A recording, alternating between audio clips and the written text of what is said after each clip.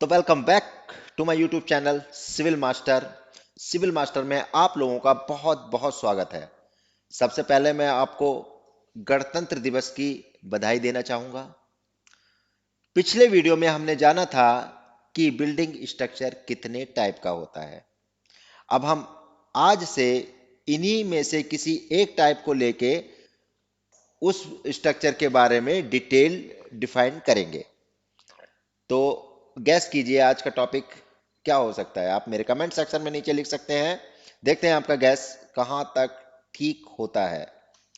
तो ये भी ड्रॉप हो गया, ये भी ड्रॉप हो गया। देन प्रिकास्ट स्ट्रक्चर आज नहीं, कंपोजिट स्ट्रक्चर भी आज नहीं, स्टील भी नहीं, लोड बेयरिंग भी नहीं, वुडन भी नहीं। जी हाँ, आज का हमारा टॉपिक है आरसीसी फ्रेमिंग स्ट्रक्चर। पिछले वीडियो में मैंने आपको इस स्ट्रक्चर को हल्का सा डिफाइन किया था और आज हम आरसीसी फ्रेमिंग स्ट्रक्चर को डिटेल में जानेंगे। सबसे पहले फाउंडेशन आरसीसी स्ट्रक्चर। किसी भी स्ट्रक्चर को खड़ा रखने के लिए, अपनी पोजीशन में स्टेबल बनाए रखने के लिए फाउंडेशन का होना बहुत जरूरी है। चाहे वो आपका स्टील स्ट्रक्चर है, चाहे वो आपका लोड बेयरिंग स्ट्रक्चर है, या फिर आरसीसी स्ट्रक्चर है। किसी भी स्ट्रक्चर को स्टेबल रखने के लिए हमें एक फाउंडेशन की जरूरत होती है। फाउंडेशन का काम उस स्ट्रक्चर का लोड बियर करना नहीं है, उस स्ट्रक्चर से आने वाले लोड को सॉइल में ट्रांसफर करना है। तो अगर मैं आरसीसी स्ट्रक्चर की फाउंडेशन की बात करूं तो सबसे पहला टाइप हमारा आता है आइसोलेटेड फुटिंग। आइसोलेटेड फुटिंग में दो टाइप होते हैं। सबसे पहला type centric, isolated centric footing. मेरी पहली इमेज में आपको दिख रहा होगा कि हर कॉलम के साथ एक फुटिंग कास्ट की गई है, आप देख पा रहे होंगे। और ये एक तरीके की स्लोप फुटिंग है, तो इसे आइसोलेटेड स्लोप्ड फुटिंग भी कहते हैं। अगर मैं इसको थोड़ा सा जूम करूं तो आप देख सकते हैं कि स्लोप्ड फुटिंग इस टाइप की होती है और इसको साइड पर इसी तरीके से फिनिश भी किया जाता है, कोई रफ सरफेस नहीं छोड़ते हैं। मेरी थर्ड इमेज में आपको दिख रहा होगा, ये भी एक आइसोलेटेड फुटिंग है, बट ये फ्लैट आइसोलेटेड फुटिंग है। ये फ्लैट स्क्वायर आइसोलेटेड फुटिंग है। तो ये रेक्टेंगुलर भी हो सकती है, स्क्वायर भी हो सकती है, बट इसमें किसी भी स्लोप को कंसीडर नहीं किया गया है। तो आइसोलेटेड फुटिंग के भी दो टाइप हैं, आइसोलेटेड सेंट्रिक फुटिंग के भी दो टाइप हैं। First sloped isolated footing, secondary flat isolated footing. Then isolated footing जो सेंट्रिक होती है उसमें रेनफोर्समेंट का प्लेसमेंट किस तरीके से किया जाता है। तो सबसे पहले हम फ्लैट फुटिंग को लेते हैं। फ्लैट फुटिंग में आप देख रहे होंगे इसके बॉटम में रेनफोर्समेंट का एक जाल बना दिया गया है। इसमें किसी एक स्पेसिंग को लेते हुए डिजाइन के अकॉर्डिंग आपको लेंथ वाइज और विड्थ वाइज रेनफोर्समेंट को बिछा के उसे आपस में टाई करना होता है। ग्रीन कलर का पार्ट दिख रहा है, ये ग्रीन ग्रीन कुछ पार्ट दिख रहे हैं, ये रेनफोर्समेंट नहीं है। ये किसी भी रेनफोर्समेंट के साथ कंक्रीट का कवर बनाए रखने के लिए मार्केट से आने वाले कुछ वुडन ब्लॉक्स हो सकते हैं, कुछ प्लास्टिक के या अदर कोई मटेरियल का ब्लॉक हो सकता है, वो हम यहाँ पर प्लेस कर देते हैं। उसके ऊपर रेनफोर्समेंट से बने हुए जाल को उसके ऊपर प्लेस कर देते हैं, देन उसके ऊपर कंक्रीटिंग करते हैं। सिमिलरली अगर मैं बात करूं स्लोप्ड फुटिंग की, तो इसका रेनफोर्समेंट प्रोसेस भी सिमिलर टू फ्लैट फुटिंग है, बस इसकी कंक्रीट की बनावट में थोड़ा डिफरेंस हो गया है। इसके बाद अगर हम नेक्स्ट इमेज पे जाते हैं तो टॉप एंड बॉटम रेनफोर्समेंट। अगर आप मेरी पहली दो फुटिंग की इमेज पे देखेंगे तो टॉप में कोई भी रेनफोर्समेंट हमने प्लेस नहीं किया है। मेरी थर्ड इमेज में आप देख रहे होंगे, जब किसी भी फुटिंग का साइज बहुत ब्रॉड हो जाता है, उसकी थिकनेस बहुत हाई हो जाती है, उस पे आने वाला लोड बहुत ज्यादा हायर होता है, उस केस में हमें टॉप रेनफोर्समेंट की भी रिक्वायरमेंट होती है, क्योंकि इसका साइज, फुटिंग का साइज बहुत ब्रॉड हो जाता है और वो क्रैक होने के चांसेस बढ़ जाते हैं।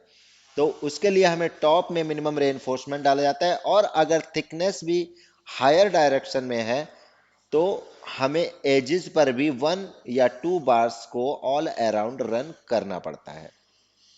ये किन कंडीशन में करना पड़ता है, ये जब मैं कैड से इसको डिटेल करूंगा तो आपका समझाता हुआ चलूंगा इसके बारे में। फिर हम आते हैं आइसोलेटेड फुटिंग इसेंट्रिक। नाम से ही आपको पता लग रहा होगा कि जो फुटिंग कॉलम, जिसमें कॉलम फुटिंग के सेंटर पर नहीं है, वो इसेंट्रिक फुटिंग है। देन मेरी फर्स्ट इमेज में ये फुटिंग बहुत कम इसेंट्रिक है, बट यस ये इसेंट्रिक है, लेकिन इससे आपको बहुत ज्यादा क्लियर नहीं हो रहा होगा, तो मैं आपको अपनी सेकंड इमेज दिखाता हूं। तो यहां आप देख सकते हैं कि कॉलम फुटिंग के बिल्कुल एज पर कास्ट किया गया है। तो इस टाइप की फुटिंग को हम इसेंट्रिक फुटिंग कहते हैं। इस पिक्चर में मैंने आपको इसेंट्रिक फुटिंग और सेंट्रिक फुटिंग का एक कंपैरिजन दिखाया है, दोनों में क्या डिफरेंस होता है। तो अगर आप मेरी सेकंड इमेज में देखेंगे तो आपको दिखाई देगा कि कॉलम फुटिंग के, इस फुटिंग के, आपको मेरा कर्सर मूव होता हुआ देख रहा हूं, फुटिंग के एग्जैक्ट सेंटर में प्लेस किया गया है। तो इस टाइप की फुटिंग को आप सेंट्रिक फुटिंग कहते हैं। सिमिलरली अगर मैं अपनी पहली पिक्चर को देखूं तो उसमें फुटिंग के सेंटर से आउट में कॉलम प्लेस्ड है। तो ये कॉलम का प्लेसमेंट इस डिस्टेंस पर डिपेंड करता है कि सेंट्रिसिटी कितनी है। कभी कभी हमारे पास अ, इतनी जगह भी नहीं होती कि कॉलम से हम दूसरी साइड में फुटिंग को बाहर निकाल पाए, जैसा कि वो आपको पहली इमेज में मैंने दिखाया था, जो साइड की इमेज थी। तो ये कॉलम बिल्कुल एज पर भी प्लेस हो जाता है। तो इस टाइप की फुटिंग को हम इसेंट्रिक फुटिंग कहते हैं। लेइंग ऑफ फाउंडेशन, फाउंडेशन को बनाने के लिए, आइसोलेटेड फुटिंग को बनाने के लिए जो एक प्रोसेस है वो मैं थोड़ा सा आपको बता देता हूं। साइट पर नेचुरल ग्राउंड लेवल होता है।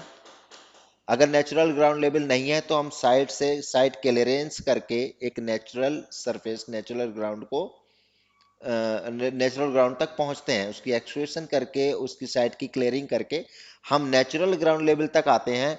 देन वहां पर फुटिंग के लिए एरिया एक्सक्वेट किया जाता है। वो स्क्वायर हो सकता है, वो रेक्टेंगुलर हो सकता है। तो वो उस एरिया को एक्सक्वेट करके हम कॉम्पैक्ट सॉइल तक उसको एक्सक्वेट करते हैं। तो जैसे आपको ये हैच पार्ट दिख रहा है, तो ये हैच पार्ट फाउंडेशन की कॉम्पैक्ट सॉइल तक पहुंच चुका है। उसके बाद एक्सक्वेशन के बाद हम इसके ऊपर पीसीसी बिछाते हैं। पीसीसी क्या होता है? Plane cement concrete. तो प्लेन सीमेंट कंक्रीट की एक लेयर बिछा देते हैं। वो 100 mm थिक हो सकती है, 125 mm थिक हो सकती है, और 150 mm थिक भी हो सकती है। इस पीसीसी लेयर के ऊपर हम अपनी आरसीसी फुटिंग को कंस्ट्रक्ट करते हैं, आरसीसी फुटिंग को इस पे बेड करते हैं। ओके। और आरसीसी फुटिंग के साथ साथ ये कॉलम भी कास्ट किया जाता है। तो कॉलम से आने वाला रेनफोर्समेंट फुटिंग के बॉटम तक जाता है। सबसे पहले ये एक्सक्वेटेड सॉइल है, देन हम पीसीसी बेड करते हैं, उसके बाद हम फुटिंग आरसीसी डालते हैं, और साथ ही साथ आरसीसी कॉलम भी हम बनाते हुए जाते हैं किसी भी स्ट्रक्चर में। और आरसीसी कॉलम से आने वाला रेनफोर्समेंट फुटिंग के बॉटम तक प्लेस होता है। तो ये जो एक मैंने इमेज दिखाई है, ये एक स्लोप्ड फुटिंग का एक एग्जाम्पल है। जब हम कैड पे जाएंगे तो मैं आपको स्लोप्ड और फ्लैट दोनों फुटिंग की डिटेल करके बताऊंगा। Thanks for watching my video. अगर आपको आइसोलेटेड फुटिंग से रिलेटेड कोई भी डाउट अभी भी दिमाग में है तो आप मुझे कमेंट सेक्शन में लिख दीजिए, या तो मैं उसका रिप्लाई आपको कमेंट के थ्रू कर दूंगा, अदरवाइज आपकी क्वेरी से रिलेटेड एक वीडियो और बना के मैं अपने चैनल पर पोस्ट कर दूंगा। Learn and grow with Civil Master, ये हमारा एम है। और हाँ, मेरे चैनल को लाइक और सब्सक्राइब और शेयर जरूर करें, ताकि जिन लोगों को अभी भी स्ट्रक्चर से रिलेटेड नॉलेज नहीं है और मार्केट में जॉब सर्च कर रहे हैं, तो मेरे चैनल के थ्रू उनको काफी हद तक एक वे मिल जाएगा कि किस वे में हम स्ट्रक्चर को डिटेल करते हैं और कंपनीज में किस तरीके की डिटेलिंग प्रोवाइड की जाती है। Thanks for watching my channel, thank you so much, and once again happy Republic day.